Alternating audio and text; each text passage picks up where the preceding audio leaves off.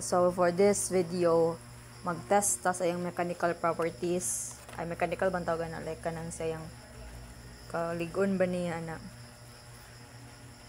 So kung ibutang gawin siya sa katong pano compressive machine sa kami tabo no mo kuan siya sa ba. Is kani karon sa karon na kuan kay wala pa man tay mga equipment. Drop test ata. So kaniyang first to i-kuan ihulog. Ano na siya? No force ano na. Tapos tanaw na to if mabuak ba siya. So kani di ay sumpay jud na siya. Kaso lang naputol ganiha pag ano. So i-drop test na ko siya. Tanaw na to mabungkag ba. So ang kataas niya ano na lang. Kataas sa ref. Para na tayo base reference. So kataas sa ref mga tong hulugan. Tanaw na to if makuan ba siya. 1 2 3 hawa sa doon na go. Ha. So, yung anak siya. Muna ang first hulog niya. Yan, as you can see, wala pa siya ni kuan. Pero na yung mga particles lagi na marag matanggal siya.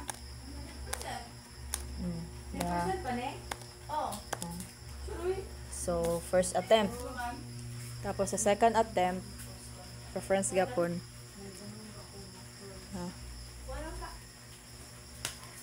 Oh, nabuak na siya. Pag second attempt. Ako siyang i-test ba. So, pag second attempt na break na dyan siya, na part. So, muna siyang inside ani. As you can see, no, sa inside niya, wala pa dyan kaayo puti. Like, sa outside lang.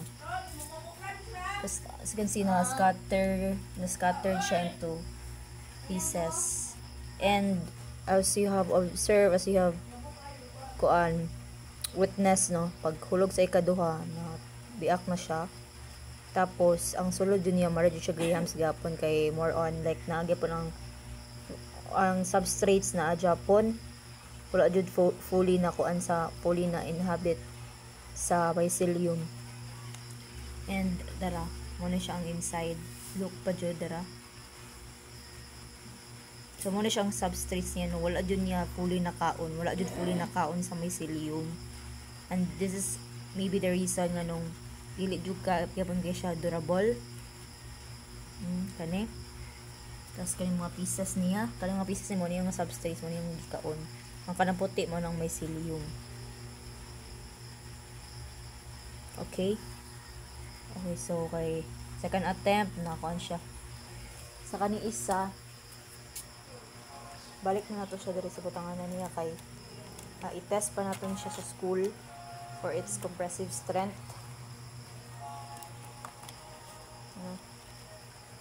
Okay. So, balik na to siya. Kumot, bigay siya masag anagon.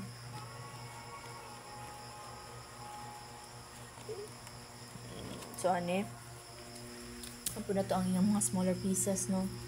Okay, magamit na, ma-recycle naman na siya. What else? Kani. So, kani, mag-drop test po ta. I don't think that this will kuan kay mas dako mong good siya volume. So tanawon lang gyapon nato no. First attempt reference na to kay ang ref na mo height sa mo ref. 1 2 3 go. So first attempt nabalik na siya. So muna siya sa drop test, first attempt na siya tapos nabalik na dayon siya. And same sa katong previous na to na kuan i-test katong sayang kaputol. Ani ang sulod gyapon niya. Wala jud fully lagi na kuan na kaon sa mycelium ang inside. So like sa outside lang ang visible ang mycelium nila kay kaning puti-puti.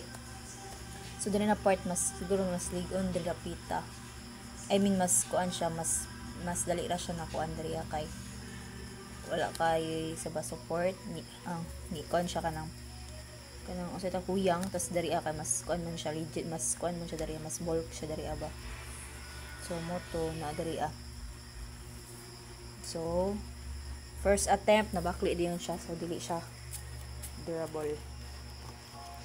So ibalik ta to again kay we'll be using this in the future. I'm sure magamit din siya. And yeah, that's for the testing for now, drop test. And soon, sa school, I will try na makatest po itong compressive strength o tensile strength. Mas test na to ang iyang mga other mechanical properties with the use of machine nga dito sa laboratory sa school na mo to test if unsa ba siya maka-resist og mga different kind of loads. Okay?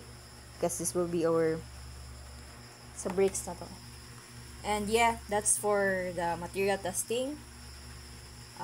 Particularly drop testing in this mycelium inspired packaging or bricks.